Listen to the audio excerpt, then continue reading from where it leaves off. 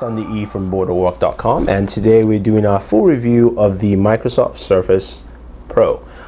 You've seen our unboxing. This is the Surface Pro here. This is the 64GB version, and of course retails for $8.99. So we've used this for a while, and I can tell you off the bat that this is a very fun and good device. So Microsoft has, I think Microsoft has the right path here with the Surface.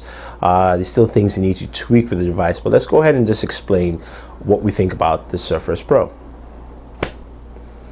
Alright, so as you can see here, let's go over the hardware again quickly. We do have the Type keyboard here, which of course we can always just yank away if we choose. Our Surface Pro, you can see our pen or stylus is attached to the power port. It's one of the things that I do not like about the Surface Pro. There is no safe or good way to actually store your stylus. I mean, this is kind of nice and intuitive that it's magnetic, but in all honesty, again, I could do that, and you see it just dropped right off. So that is something that I hope they change in the next version of the Surface, or smaller versions, or whatever they intend to do with the Surface overall. Now, of course, this is powered by an i5 processor.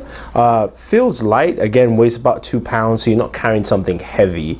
You have an i5 processor, you have 4 gigs of RAM. Of course, you still have the kickstand, which pops up, which is very nice. There you have a USB 3.0 port. You got 2 cameras in the back. Again, you see the stylus just dropped off there, so you can tend to see the annoyance I have with it as a device. So let's look at some of the things we can do with this pen, since that is the main feature here. I'm just going to actually log back into my Surface Pro, and that should be. There we go. All right, so we have the Surface Pro here. I'm just going to hold it this way, and you can see with your stylus, you can actually, I'm just going to get this a little closer there, you can just go ahead and highlight all together. So you have that option of highlighting. Now you have this click functionality with the magnetic pen, if you will. What that does, it acts like your right click on your mouse. So if I do that and I tap on the screen, you can see I brought up the right click functionality there, and I can go through. It's got a hover feature, so when you're actually going over an option, you can see it hovers and it highlights it. You can't click, which of course they do that so you don't actually mistakenly click on something just because you're hovering over it. But you can hover and basically make sure you're in the right spot, and then you can tap on it and then open up whatever functionality with it. Now it also works with all the different gesture controls, so you can slide that out there, you can jump in, you can easily move applications around without actually clicking, which is pretty nice. And then to scroll through, you just kind of have to go to the bar at the bottom to scroll through left or right, which is pretty much what it is. And let's pull out the chime again and head there. Now in terms of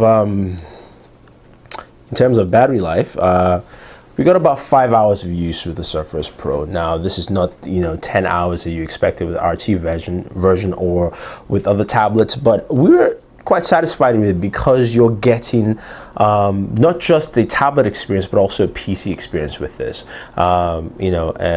It's something where if you're someone's on the go and you still need something to do some work, have some extra power there, handle Office very well, Excel sheets, edit videos. You can edit videos with this because you do have 4 gigs of RAM. We have an i5 processor. You have the Intel HD 3000 chip there, which is still decent for handling video editing. The Intel 4000 HD is much better, but you can still edit video with this on the go. So that's something that's very nice to have with the Surface Pro here. So that's I really like that whole aspect that you still have a full-fledged computer, and it's not heavy. It's not it doesn't feel cumbersome, and you get the whole Windows 8 experience. It's not game to the RT version. So in terms of that aspect, I really like what the Microsoft done with Surface Pro. You can also do some light gaming on here. We tried to install some games. We had some issues with Call of Duty Modern Warfare 3.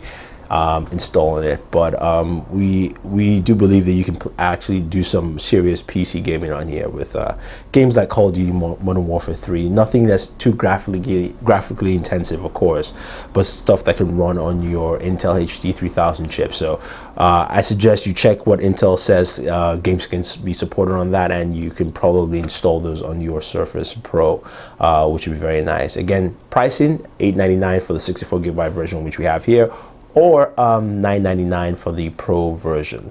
But overall, this is a very nice system from Microsoft. I do like it. I hope they can solve battery life issues, and so you can get at least good 10 hours off it. You know, I think that's my main thing with the Surface Pro, is the battery life, and not in the sense where you've heard from other reviews that it gimps the system or anything like that. Just in the sense that it's a tablet. I would like to get 10 hours. I would like to be able to fly to the West Coast with this, and you know, and it would last a 6-hour flight. That's my only issue with the Surface Pro. But 5-hour battery life is still better than most laptops out there in general, and this literally is a laptop shrunk down into a tablet format, and does have tablet functionality. So, you know, if you are a student and you're looking for something for class on the go, this is perfect for you. If you travel for work and you want to do some light work, but you don't want to take a laptop, but you want something portable and you can have entertainment features on there, the Surface Pro works for you. If also you're into some graphic designs and you want to do some editing, this might come into play. Either OneNote or Office. You can free write with the stylus. It's quite simple. If you go into Office, it's the same thing. Just going to hit pens, select the color, and then you can write. I believe OneNote has a translation function for you with this, but the pen is quite responsive. Also recognizes handwritings pretty well. You can write chicken scratch like I do, or cursive. So it's pretty nice. One thing to note about the stylus is that, as you can see, it's got the hover feature on the remote. But if you're pointing at the screen, you cannot use your finger at the same time. So I'm pointing at SkyDrive, I can't tap on desktop. Once I take it off, I can do that. So that's something about the stylus to take note. But you can see, pointing at screen, tap, tap, tap, tap, tap.